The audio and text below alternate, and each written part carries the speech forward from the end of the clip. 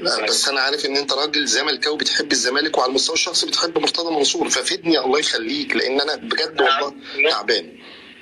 انا عندي كيان اهم من مرتضى، يعني الكيان نفسه اهم، وكل اشخاص انا كنت بشجع الزمالك من قبل ما اشوف مرتضى في الجامعه. الراجل ده عمل كتير للنادي. انا ما اثرتش، انا صديق 50 سنه انا وهو توأم يعني. طيب والله يعني والله عارف، والله العظيم عارف. انا كل خوفي احنا واصلين لفين بالوضع ده. رايك انت الشخصي هنوصل لفين؟ هل العمليه اتفضل. والله عندي احساس، بص انا اقول لحضرتك حاجه، انا عندي احساس ان الدوله هتبقى مع مرتضى مش ضد باذن الله يعني احساس. يعني حضرتك شايف الدولة هتبقى معاه تعمل فيه المنظر دوت، وفي الآخر يتقال علينا إن الخطيب هو اللي حبس مرتضى؟ يعني زي إحنا بنتذلم الأهلاوية. أنت مش عارف الوضع هنا عامل معمول معانا إزاي. كل ما حد يتكلم معانا يقول لك أدينا حبسناه لكم. هو الكلام بيننا وبين بعض، هو مرتضى غلطان ولا مش غلطان؟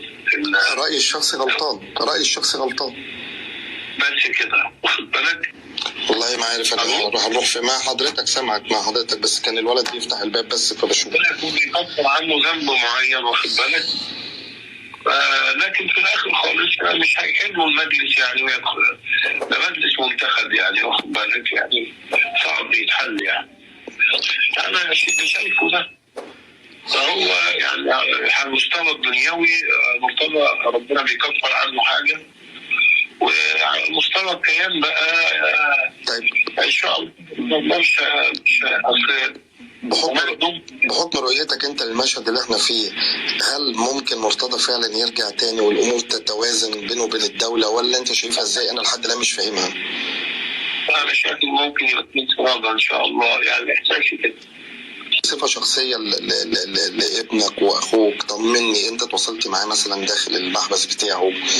ظروفه النفسية ما تعرفش حاجة؟ انا جاي اتفضل. ممكن تقول تعبان والله ما تواصلتش معاه خالص يعني.